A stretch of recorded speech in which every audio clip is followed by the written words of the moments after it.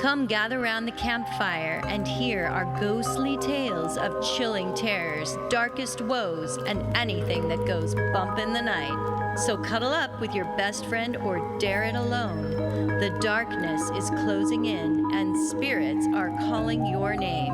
This is Fireside Phantoms.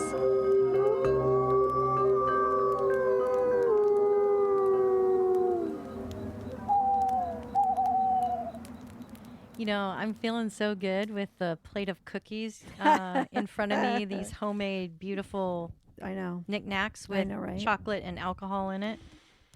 Carol and I have had a really nice evening together. We went out for dinner and celebrated my birthday. Yay! And happy birthday. We did. Yes, thank you very much. I really appreciate you. And we exchanged gifts, which is always fun. And we'll have to next season talk about what Carol gave to me. It's a cliffhanger. Well, I'll tell you, it's something that we talked about actually this season, and if you know what it is, you can tell us on instant media or and you'll win Instagram, and you'll win a prize, and you'll win a night out with Carol, where she'll get you drunk and buy you dinner. No. But the big hit of the evening was Keanu Reeves. Yes, Carol got me the sweetest T-shirt of Keanu Reeves with a bunch of baby animals. He's feeding like a bird, and there's a bunny and a goat and a sheep, and it's the best thing ever. And I cannot wait to wear that T-shirt. And Holly got me my own mini Mothman. Yes, I did.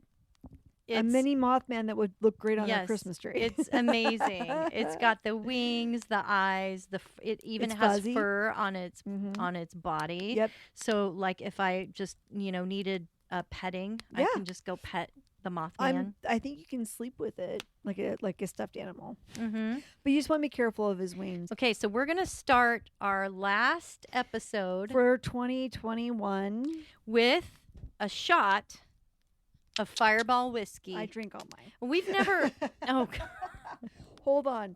Carol also gave me a nice bottle of sparkling Moscato, so I'm gonna drink that. Okay. Because I already drink all my. Yeah, and we've had some good times over Fireball whiskey, so this is a good way for us to end our season. Ooh, bubbles! Salute to season 2. Wrapping. Salute. Here we go. So, who's going to go first? I'm going to go first, and I am doing the, wow, I really shouldn't have had anything to drink before I was going to say this. I'm doing the Abominable Snowman. Oh, my Lord. Sorry, Josh. This is going to be a blooper. Yeah, so the word about abominable, forget about it, you guys. I'm not that articulate. I wonder if we could just have a nickname for him. Well, Bommy. Yeah, Yeti. Yeti. He's a Yeti. But I'm gonna that Abominable Snowman thing. I'm gonna talk about where that came from. Okay. If I can stay lucid and able to speak of all the alcohol. I believe in you. So the Abominable Snowman, otherwise known as the Yeti. The Yeti is an ape-like creature that walks around on 2 legs or sometimes 4 legs. It usually dons brown or reddish brown fur. It has sharp teeth, and it's known to live in the Himalayan mountains. The Yetis are known to make their living creating really nice drinkware, coolers, and other merchandise that keeps your cold drinks cold and your warm drinks warm. Yeti is the best. It is. They forage the wilderness of the Himalayan mountain range, looking for special metals and insulators they can build into their awesome products. And once a year, they come out of their elusive habitat to attend sales conferences and meet with their marketing team. I love it. So I have a Yeti Rambler, which essentially is a thermos. I love that thing. It goes with me everywhere I go. No, this is not an ad for Yetis. We're always, you know what we always do on our episodes? We're always selling products. We are. We're selling products that we are not being paid to sell. I feel like we're the paranormal QVC. We kind of are. Ladies. But no, I like it because I can put ice in there and it lasts for like days. It's so nice. I love it. So great for campers. And we are the camping fireside show. That's true. So if you're going to go camping, get some Yeti gear, like a cooler and a thermos, and you'll be good. But yeah, I love that stuff. So it might be a good Christmas gift if you haven't done your Christmas shopping yet. So, anyways, I digress. The term abominable snowman came about when a BBC journalist named Henry Newman did a piece on some hikers who had just returned from Mount Everest. Newman. Yeah, hello, Newman. During the course of the interview, the explorers told Newman that they found some rather strange footprints in the snow up on the mountain. Their guides had told them it was the Mita Kangmi. What? Yes, the Mita Kangmi, which translated into English means man bear pig, which is amazing because South Park also has a character named Man Bear Pig. Of course they do. No, I'm sorry. It does not mean Man Bear Pig. It means Man Bear Snowman. Oh. Okay. So that's what it really means. I was just making a joke. Oh, okay. When he translated it, Newman correctly got snowman, but he translated the word mita to mean dirty or filthy. But he liked the term abominable better than dirty, which, according to dictionary.com, abominable means repugnantly hateful, detestable, loathsome, very unpleasant, disagreeable, bad, poor, or inferior. So Newman called the Yeti the Abominable Snowman and published it as such in his article. And I'm sure that the Rankin and Bass team took it and ran with it when they needed a villain for Rudolph and the Elf Dentist to battle in the stop-motion animated TV special, Rudolph the Red-Nosed Reindeer, which further cemented the Abominable Snowman term into our consciousness. The word Yeti from the Sherpa dialect, the term means cliff-dwelling bear or animal of rocky places. There is a great YouTube video on a channel called Monstrum that explains the history of the Yeti, and I got some of my information there, but it's pretty good. I really enjoyed it. So what's the difference between Yeti and Yeti? It's the same thing, but the word Yeti they think is just a mispronunciation of the Sherpa word Yeti. Yeah. Okay, gotcha. Yeah. So there have been stories forever about this elusive Yeti hanging out in the snow-covered mountains of the Himalayas. Yeti lore actually dates back as far as the 12th century, as the Himalayan people have been talking about a glacier being that they worshipped as a god of the hunt. Other indigenous people to the area are said to have used the blood of the, quote, wild man, unquote, in their ceremonies and described him as, quote, from Wikipedia, an ape-like creature who carries a large stone as a weapon and makes a whistling swoosh sound, end quote. Does that sound like anyone we know, Carol? A whistling swish sound? With a big, large boulder? Yeah. I think they're copying our Bigfoot. That's right. Or Sasquatch. Are we copying their Yeti? 12th century BC, man. Mm-hmm. I mean, they've got to be cousins at the very least. Distant relatives. But isn't it interesting to you that these legends have spanned the globe from all these different cultures and places? Everyone says, yeah, they exist, but yet we never can find them. And I just think that's really kind of interesting, personally. There's something to stories when so many people collaborate with them. Yeah, it becomes reality because so many people have seen it or seen aspects of this creature. Evidence of it. Yetis are believed to mostly live in the forests of the Himalayas, but will travel in elevation in search of food, which will consist of moss and animals like frogs and pikas. And people. Do they eat people? I don't know. I'm just saying. They probably eat people. I don't know if they do. They're monsters. Well, the information I have might change your mind. Oh. As the legend goes, the Yetis only come out at night and are usually heard and not seen as they emit a high-pitched scream or a whistle that lets you know that one is close by. I don't know how to do a high-pitched whistle. That's okay. I don't think it would translate into the microphone very well. Probably not.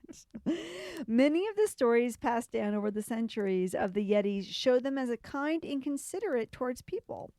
In 1667, Lama Sangwa Dorji, a Buddhist, moved to a cave in Nepal so that he could live out his life as a religious hermit.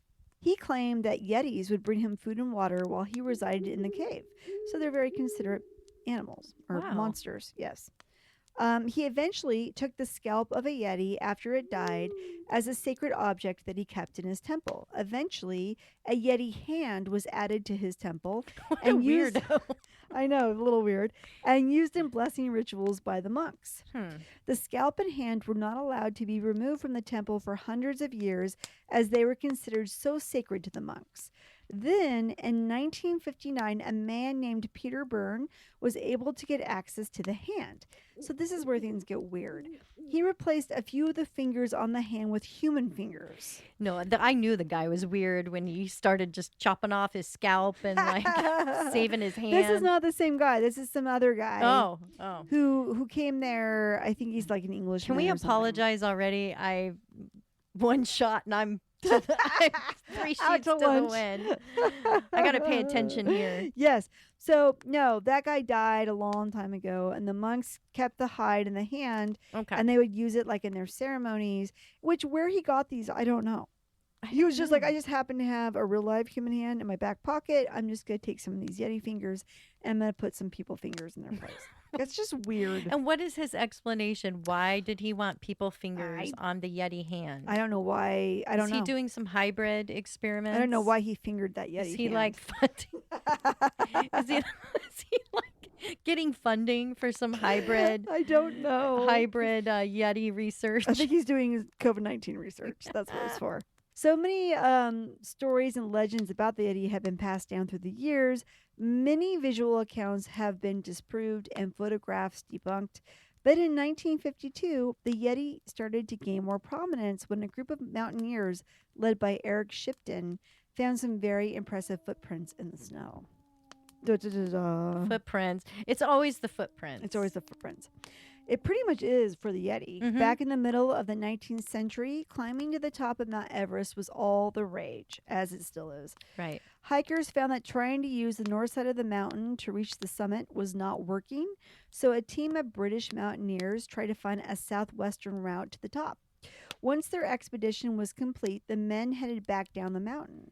On their way down, the men came across a set of prints that looked like barefoot human tracks with a big toe and 3 other small toes indented into the snow. The tracks were quite fresh, as no snow had melted into them yet. They took a series of pictures of these tracks. In the photos, they compared a hiking axe to the size of the tracks as well as their own boots. The tracks were over 12 inches long and wider than the men's boots. The men followed the tracks for about a mile, and then they came to a crevasse.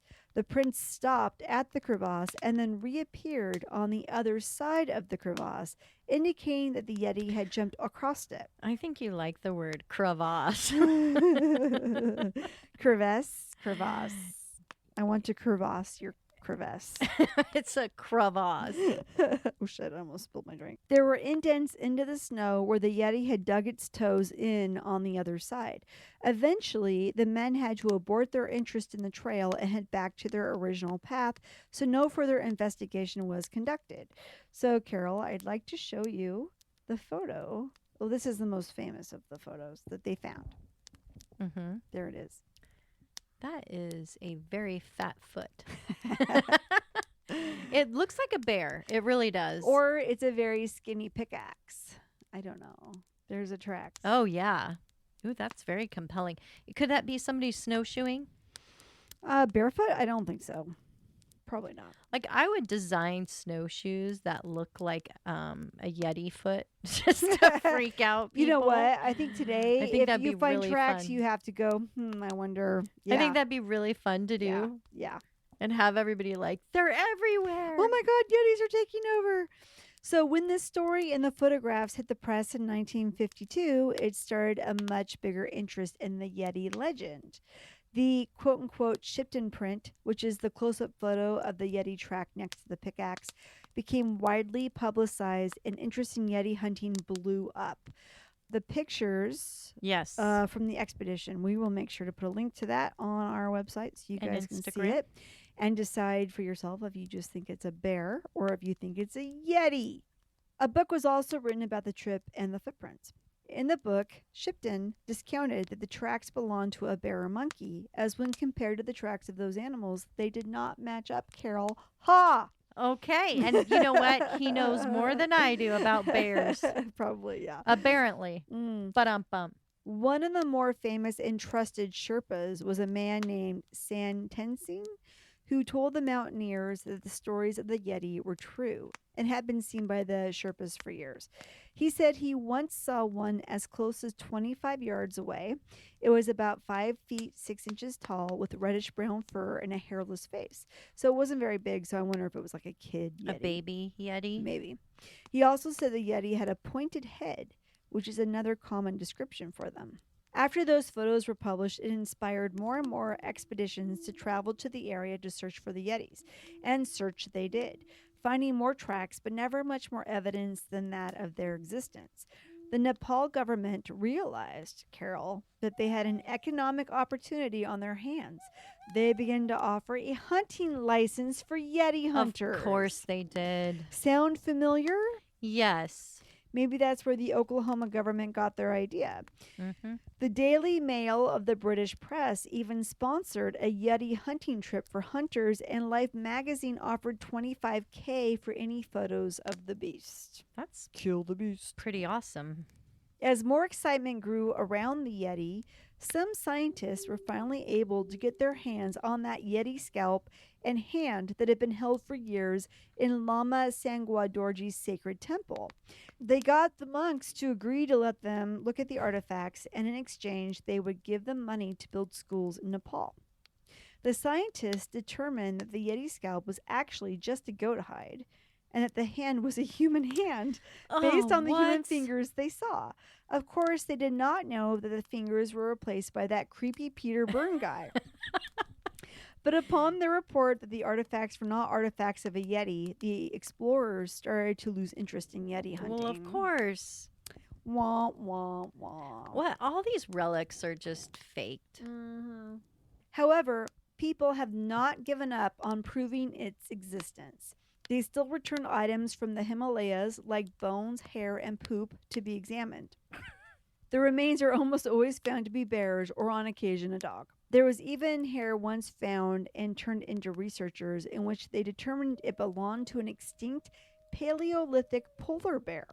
Oh, wow. That's kind of cool. That's kind of cool, right? Yeah. Because the bears of the region do have reddish brown fur and other markers that seem to resemble the Yeti, science has decided to kill the idea of the Yeti, but instead believe that the witnesses may be seeing some kind of bear. See, that makes sense to me that it might be like a polar bear, like a giant. Like a weird polar bear that looks kind of like a guy. Yeah, because the fact that it can walk on 4 legs, and you got to admit, in Rudolph, you know, he was white, like a polar bear. And you know how movies always know things like a polar bear. Yeti tracks have been discovered in the Himalaya mountains for decades, but yet no one has actually proven the existence of the Yeti. Even as current as April 29th, 2019, an Indian Army expedition team posted photos of more Yeti tracks found in Makalu, which is in the Himalayas on the border of Nepal, Tibet, and China. The photos blew up on social media and garnered attention from media outlets around the world. And of course, now that people have video cameras on them all the time, we are starting to see some video evidence. So, for example, I have a video to show you. I have no idea where this was shot or when, because the whole video is in French. But the people that live near the Himalayas say that they know that Yetis exist. They have either had their own encounters with a Yeti or know too many people who have had encounters with them for them not to believe. So, Carol, I'd like for you to feast your eyes on this piece of video, which we'll also link on our website. Here you go. What is that? What is that? What is that? Oh, my God. Is that a bear? No. It's hard to... Oh, well, that might be a Yeti. That looks a lot like what I would say a Bigfoot would look like. Yeah. So I kind of feel like because everyone has a camera on them nowadays, it's just a matter of time before... But then again, we've had video evidence of Bigfoots and Yetis, and everyone just goes, oh, no, that's made up, or no, it's a visual effect, or whatever it is. So Even if we have legit video of an actual Bigfoot or a Yeti, we probably will discount it because at this point we're so tired of being lied to.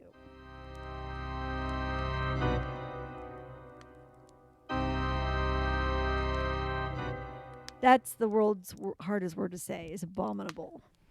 I really liked your Abominable Snowman Yeti story.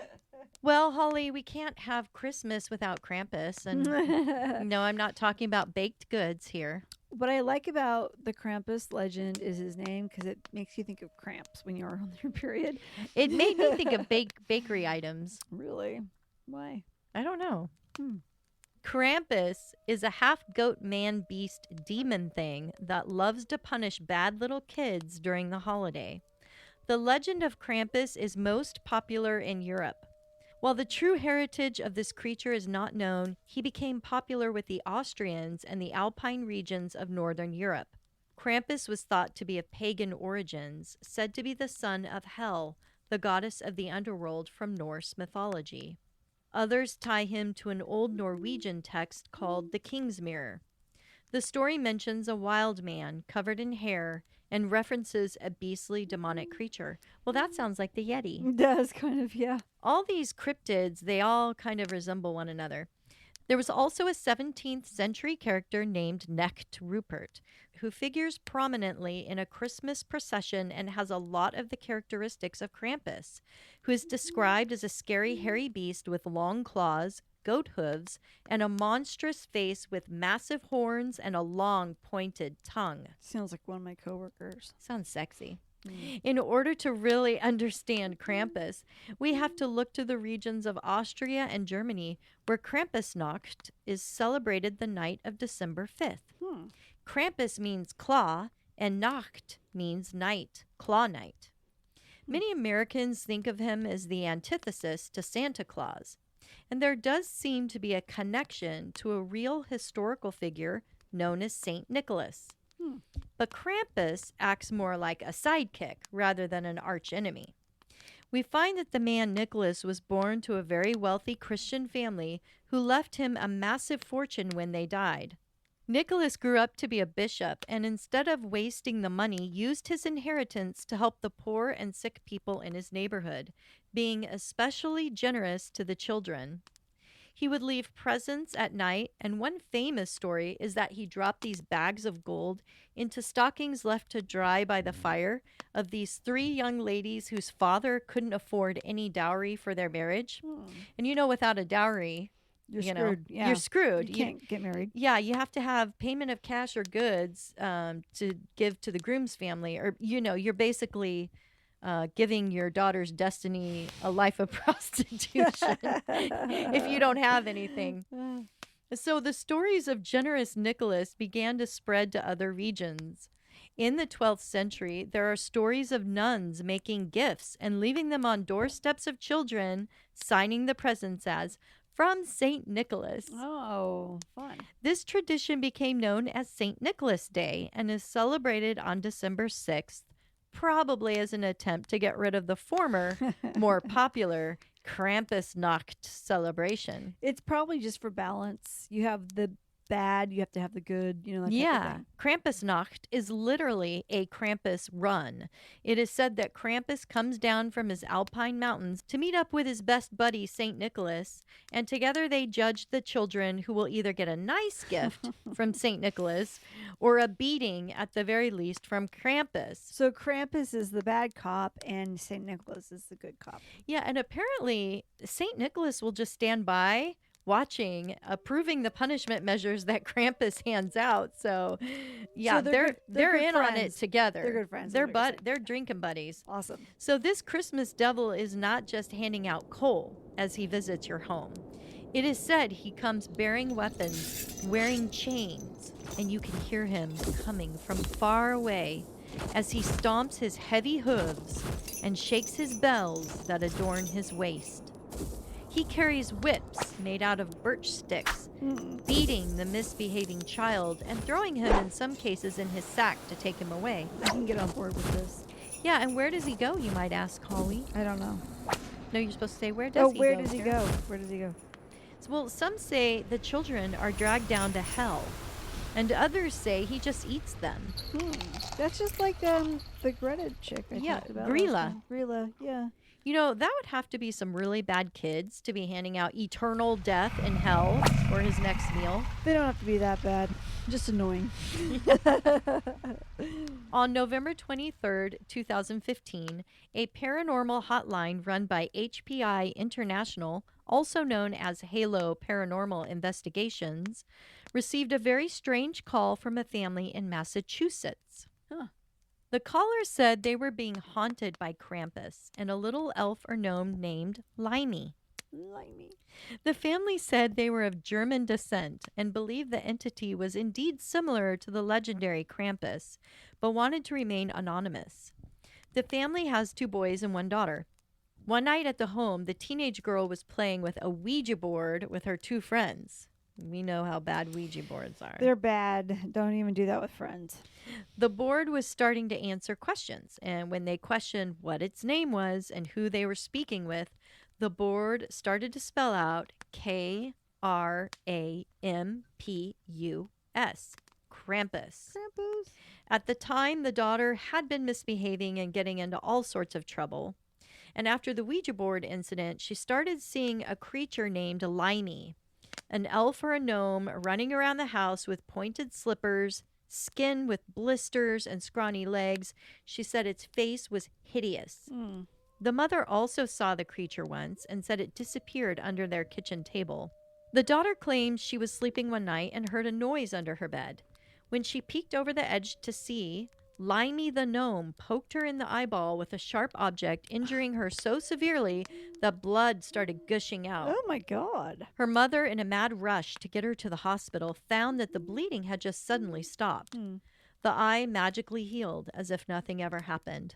While that was going on, Krampus was visiting the 2 sons who were in a room sleeping in their bunk beds. This is the siblings of the girl that went to the hospital. Yeah. Hearing knocking coming from their closet door, the 2 boys got up to investigate. When a large entity with red glowing eyes came barreling out from the closet and charged right through them. They said it felt like a chilling cold breeze. On Christmas Eve, the daughter said she ran into the same large entity who they think is Krampus, describing it having horns and red eyes. The Krampus beast held her down on her bed and whipped her with branches 5 times. Oh my God. The caller said her daughter screamed as it was taking place. She was taken to the hospital and evaluated for mental trauma. It was then that the family all decided it was time for a nice distraction to the sunny place of Florida for a week vacation. On returning home, they found their house burned to the ground. Nobody could explain how it started, and since they've moved out of state, there have been no further visits. Wow. God, so Krampus would burn their home to the ground, but then he wouldn't have any place to live himself, right? Yeah. So that doesn't make sense. Yeah, whether this was indeed Krampus or a demon pretending to be Krampus, which I think is more likely because this all started after they were experimenting with the Ouija board. Yeah. And honestly, like when I was researching Krampus sightings, there's very few. Okay. It's all like creepypasta stories or people just making up stories about Krampus. And so I just think, well, this could just be a spiritual attack. And True. that spirit knew, as a German family, they believe in Krampus, right? And the daughter was misbehaving. So what a great type of entity to do. But Limey, the sidekick, is kind of interesting. Yeah. You know, those evil elves, those gnomes. Limey rhymes with slimy. It's said the only way to appease Krampus, if he shows up to your door, is not by offering cookies and milk. Oh no. Krampus prefers the hard stuff. I bet he does. Alcohol. And Here's a line of cocaine, Krampus. Yeah. Well, thank you. His favorite drink is schnapps. Really? Isn't that awesome? The towns of Salzburg and other European towns celebrate Krampusnacht by their men dressing up in the scariest outfits and roaming the streets, play acting their beatings with whips, bells, and chains. Wow. The celebrations have gotten way out of hand in recent years, and there have been injuries reported. Most injuries are bruises or concussions from getting pushed or beaten. Krampuses always dish it out hard, but usually their blows are aimed at the legs or backside. Some of these drunken revelries also have good old St. Nicholas dressed in full bishop regalia with staff to act as a referee or peacekeeper, handing out treats to settle down the crying children who are brought by their parents to watch the antics. Many towns post warnings to tourists and new immigrants who might be confused and terrified of this tradition. Don't call the police if you see strange men out in the street beating someone tonight. Right? This is all part of our tradition. Yeah. In recent years, the popularity has fueled a desire for large-scale Krampus runs. In Salzburg, for example, you can expect to see about 1,000 Krampuses running down the streets of the city. I would think that'd be terrifying. It's not a pub crawl? No, it turns into a pub crawl afterwards. I bet it does. There have been some creative attempts to try and rein in the revelry by giving each Krampus an assigned starting number and putting barricades up between the demon goats and the spectators. But Krampus is not a great follower of the rules, so he's kind of a hypocrite, right? You have to follow his rules, and those are the only rules that matter. Exactly. And when the teenagers taunt him, there comes a reckoning. Alcohol also has been banned in some cases, but the bulky costumes can provide hiding places for a flask. There's even a Krampus-free zone in some towns and festivals where children can escape when they get too scared. Oh. But for most attendees, it's a great time just to blow off steam and play, act, or fight. I would like to do that. That'd be fun. Yeah, the whole intention is to scare and not to inflict harm. And Right. it's just amazing. Some of these Krampus masks are hand-carved and ancient, being passed down over the years. Uh-huh. People put a lot of time and thought into making their costume. Some of these costumes, Holly, have been estimated to cost around several $1,000s. Wow. It's like the Comic-Con of Krampus costumes. It's amazing. But the good news is, unlike Halloween, they can bring these out every year, and they're always in fashion. There were some stories circulated in the past that tell of women who would try to seduce Krampus by feeding him fruit and getting him drunk. They hoped he would pass out, as this would keep him from punishing or taking their children. Oh.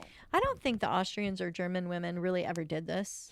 They No. they were always big fans of the scared straight style of parenting. As a matter Sure. of fact, they really wanted that to happen, I Kind think. of hardcore. Yeah. And in America, the Krampus celebrations are really starting to catch on now that we embrace any chance to have drunk celebrations and riots in our streets. Yay.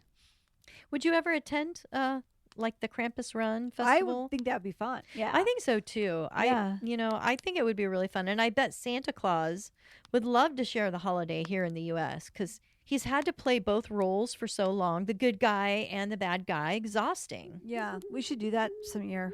We should. One of us will be Saint Nick and the other will be Krampus. Yeah, I'd be a good Krampus. I'd be a good Krampus too. So, Holly, Yes. I think, we need to toast the end to this season I agree. to Krampus. To Krampus. Yay! And for all of our listeners, thank you so much Thank for you guys. sticking with us. Yeah. And when we take a break, we're going to be planning next year, and we'll have a lot of great stuff in store for you. Yeah. We'll be back a little bit later in 2022. That's right. And with one final send-off for Christmas. Yeah. Ba-da-ba-ba. You better watch out. You better not cry. You better not pout. I'm telling you why. Krampus demon is coming to town. He's making a list. He's checking it twice. He's gonna find out who's naughty or nice. Krampus is coming drunk to your town. Get your schnapps out. Woohoo. He beats you when you're sleeping. Freak. He'll whip you when you're away. Oh, yeah. He knows if you've been bad or good, but he's an asshole anyway. You better watch out. You better not cry. You better not pout. I'm telling you why. Krampus jerk is coming to town.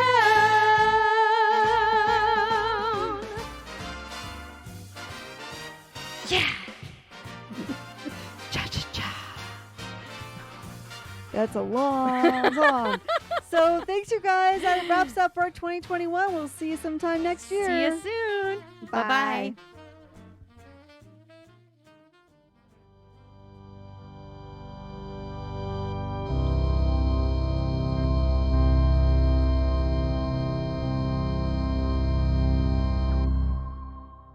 But no, it was marketed to me correctly on Amazon. Hey, do you want a Mothman? And I was like, yes, I do want a Mothman.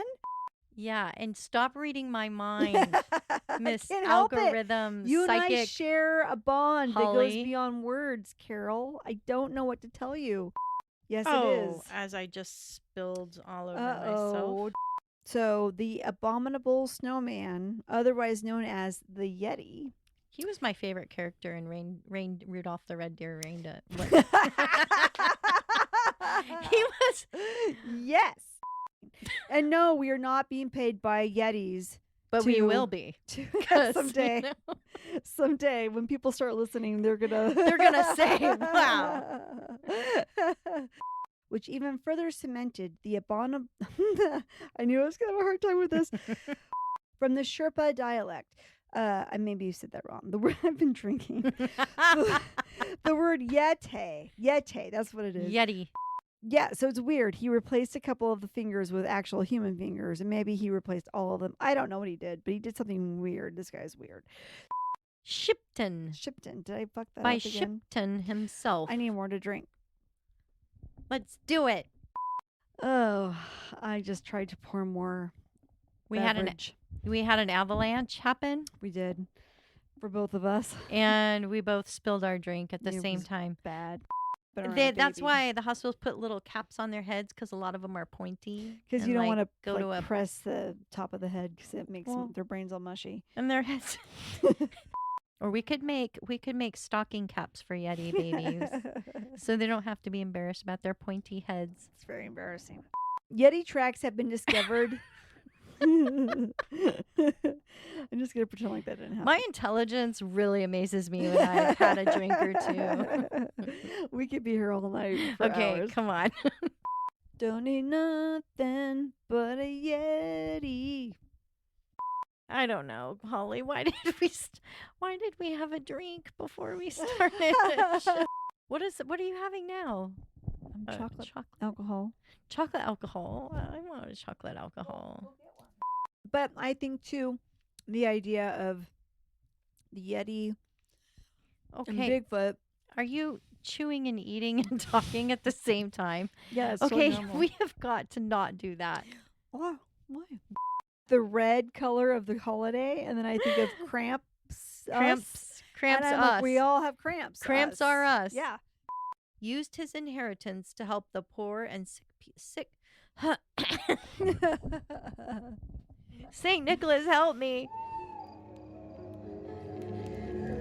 As the flames die down, do remain undaunted. Though all hitchhikers are ghosts, And all dolls are definitely haunted.